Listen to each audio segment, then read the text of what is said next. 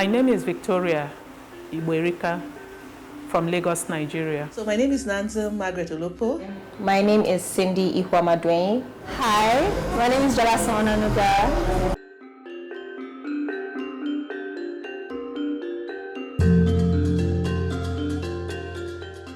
Before I went into business, I worked as a graphic designer at Alpha Systems, Port Harcourt. And when I got married, I moved to Lagos to join my husband. And I worked with Sierra Leone High Commission for a period of time as a PA to the High Commissioner. I started my work career kind of in British Council, where I worked as a customer service officer.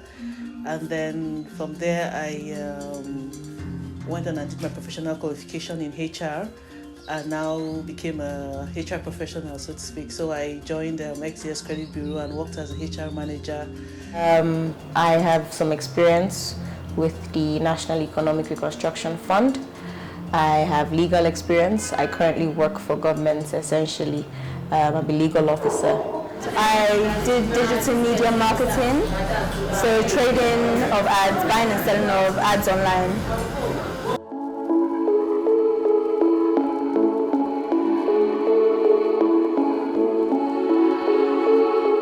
A lawyer, talent manager, events manager, and also an energy consultant. I am in the business of cloth making. I make clothes basically for women. I've always loved to make clothes. I've always loved to wear clothes. And after my marriage, I went to Singa to learn how to make clothes.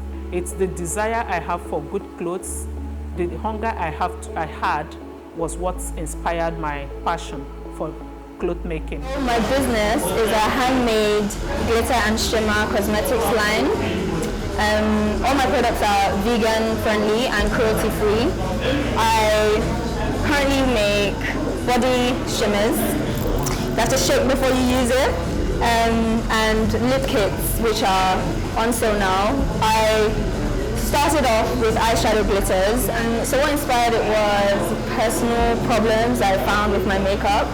I was using loose glitters on my eyes, and I found they were falling on my face, falling in my eyes, and then I researched on how to make your own pressed eyeshadow glitters, and that's pretty much how it started, because I made mine, my friends would see it and say they like it and ask if I could make for them, and I did, and started capitalizing off that. So I started cooking, started making small things for small parties, and then from there it grew, and from one staff to two. After a while I had like 10 staff working for me, and I said I do therapy, I do counseling I've specialized also again in youth counseling. So I did a special course again in youth counseling and trauma counseling. So I work with youth, drug abuse, sex and all that. And then I general counseling too.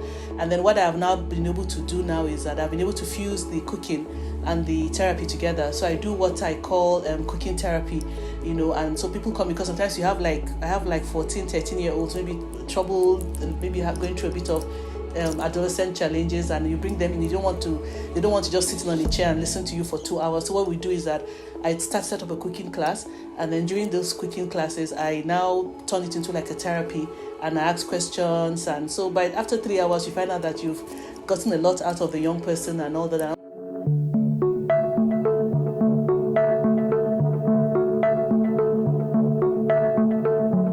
The major challenge in this industry, as in most other production industries, is electricity. We don't have electricity as often as we should, and that takes you to the point of running generator.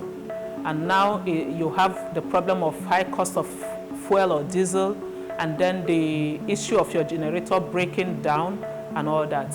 And then the next challenge we have is skilled manpower. The artisans we work with are usually not properly trained. So if you spend time training yours, which is what I do, if you're not careful, another person poaches your workers from you, and then you have to start all over again.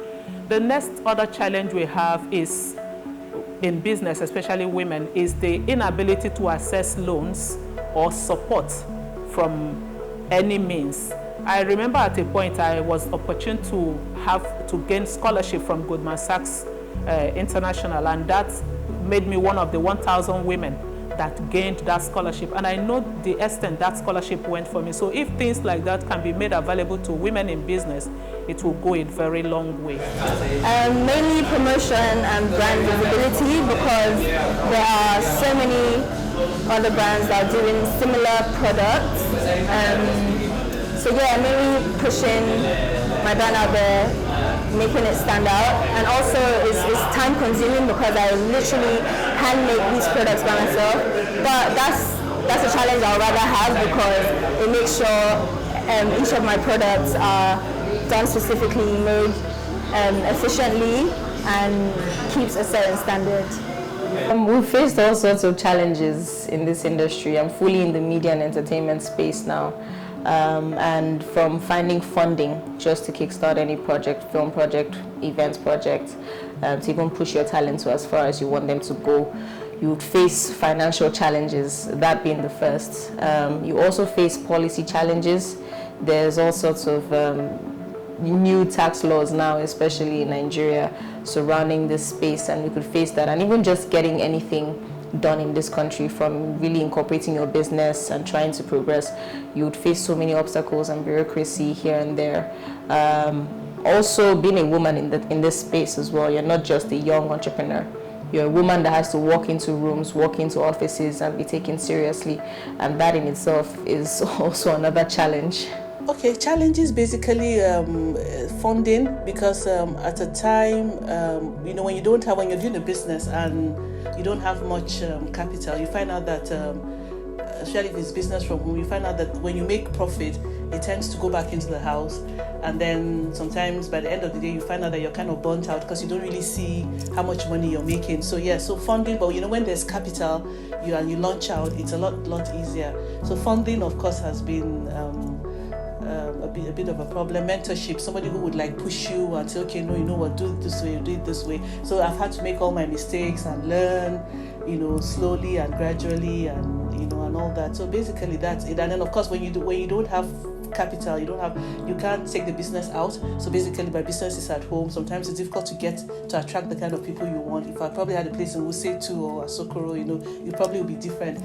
So basically that, but when you enjoy what you do, when you're passionate about what you do, you're willing to go the extra mile and go the long hauls.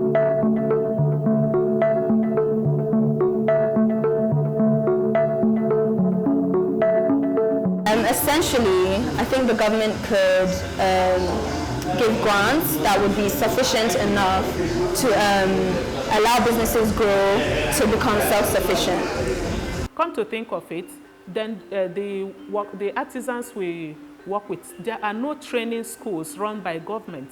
Most of them learn by the side or shabbily trained. So if the government can set up training institutes like we have in other West African countries, like now, apart from the tailors we work with, you find out that artisans like bricklayers, like tilers, like plumbers they don't have an institute where they can go to. And if they have, there are very few. One of the key things that I know, I mentioned that when we talked about challenges, is mentorship. I know sometimes even funding is available. Maybe you have all this, CBN is giving this small and medium scale businesses funding, but we need mentors. Sometimes we don't really understand the benefits of having mentors, but you need somebody who would kind of help you not to make the mistakes that maybe they have made and all that. People who would coach you, people who would tell you, oh, it's okay, it's all right that you're going through this now, you would get through it. So yes, government can provide funding, make it easier for women to access maybe certain kind of loans with maybe no collaterals or stuff like that, which I know they're already doing, but then you could do better, make it more accessible. And then maybe the women themselves can create, maybe some kind of mentorship scheme or coaching scheme where you can coach other people and help other people come up, in their businesses. And then those who are doing better can string those who are still, just pull them off along and all that. So yeah. The businesses, the government's already doing quite a bit to help young entrepreneurs, creating funds and grants. But the really key obstacle to these things that they're doing is access. a lot of people don't have access to these funds. They don't have access to these grants, or they're not well oriented or educated enough to know how to even go through the right procedures and channels to get them. It's as if the system is limited to who you know or something. So if the government can create much more access and transparency in helping entrepreneurs get what they need, the required funding.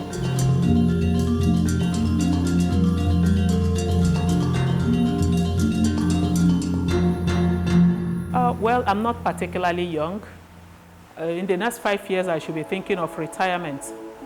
But before then, I intend to grow my business to a greater extent, look for other means of sales, like other channels, make sure that the business can last longer than me, the owner.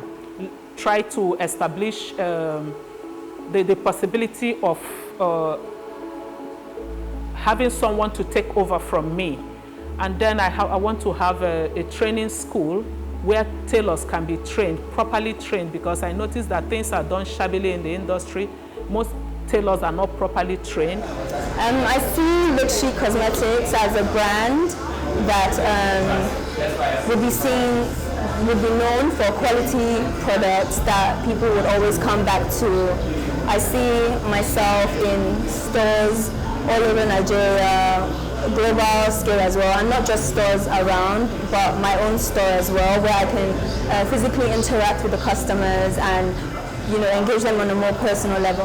I want to open a well-being center, and that well-being center, I want to be able to cater to the young people, youth, So it's a place where I can actually have my cookery classes, a bigger place. I can have my cookery classes, and at the same time, it will be a place where you can come for therapy. But basically, it's a well-being center. So especially for those who maybe have gone through, like when I was in school, I worked in a hospital where a mental health center, where those like young people who have been through maybe drug addiction or any kind of mental health issues, and maybe they finish their time in the hospital, they come to this mental health center because you still need somebody to kind of work with you, and keep you on that positive lane. It's so easy to have a relapse. So that's what I want to kind of set up, something that I think would help people to just kind of the onward journey after maybe you've been through the very difficult period, or even if you haven't even been through that, but a place where you can come and then we can work together. So basically, I still plan to continue doing my cooking and my therapy, but then set up the well-being center, and then that I can do until I'm 70, 75. In the next 5 years, I hope to create the biggest content creation hub out of the FCT, from infrastructure and a big facility to create content, to actually churning out the best events and the best talent that anyone has to see from the FCT. We want to be able to show them that we can create content, from films to music videos to advertorials. We can create all of this to an international standard from here as well. We're not the commercial hub like Lagos, we're not Hollywood, but there are visionaries here. There are people who are making creative quality content from here, and in 5 years I hope to be championing that cause.